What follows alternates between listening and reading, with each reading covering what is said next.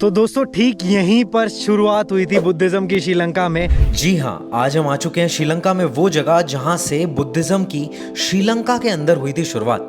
दोस्तों मैं सबसे पहले आपको बता दूं कि श्रीलंका में सबसे ज़्यादा फॉलो होने वाला रिलीजन है बुद्धिज्म। तो चलो इस जगह जिसका नाम है मिहिनताले, जो श्रीलंका की ओल्डेस्ट सिटी अनुराधापुरा के है एकदम पास, उसके बारे में जान लेते हैं क्या है खास।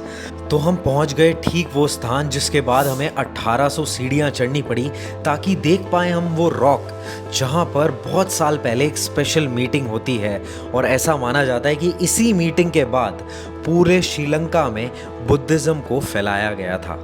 अभी श्रीलंका में 70% लोग बुद्धिस्ट हैं, तो ठीक इसी जगह से चालू हुआ था बुद्धिज्म।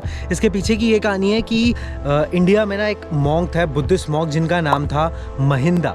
अब वो एम्परर जो अशोका द ग्रेट है ना, उनके बेटे थे एक्चुअली।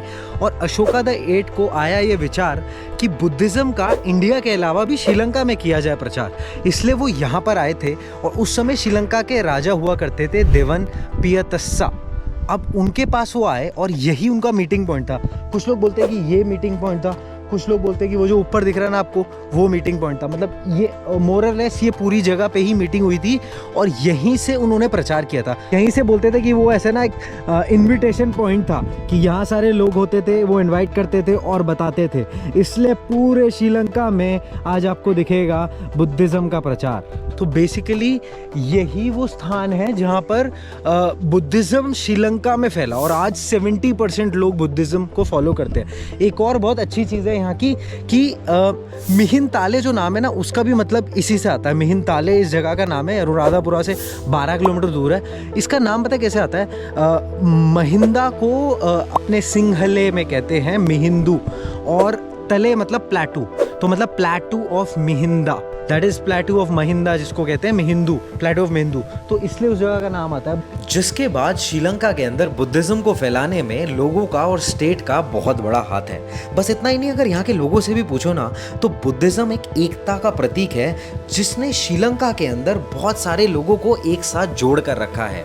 और पता है, श्रीलंका के अंदर ही बहुत सारे खूबसूरत केव टेम्पल्स हैं जिनको माउंटेन्स और फॉरेस्ट के बीचों बीच बनाया हुआ है। श्रीलंका के अंदर बुद्धिज्म की यहाँ के अलावा 3 और इम्पोर्टेंट जगह है। सबसे पहले श्री महाबोधि ट्री।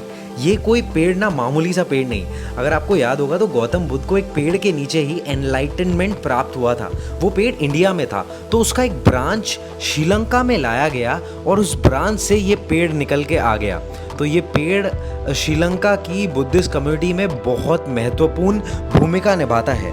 दूसरी जगह है कैलेनियर, जहाँ पर ऐसा माना जाता है कि गौतम बुद्ध जब तीसरी और फाइनल बार श्रीलंका आए थे तो यहीं पर लोगों को दर्शन दिए थे। तीसरी जगह है कैंडी का टेम्पल ऑफ टूथ, जहाँ पर माना जाता है कि गौतम बुद्ध का एक टूथ का रेलिक आज भी रखा हुआ है। दोस्तों एकदम खूबसूरत नज़ारे हैं ना। ये थी कहानी बुद्धिज्म की श्रीलंका में। आपकी क्या फीलिंग्स है कमेंट्स में ज़रूर से बताना, और ऐसी इन्फॉर्मेटिव वीडियोस के लिए लाइक करना और सब्सक्राइब करना बिल्कुल मत भूलना।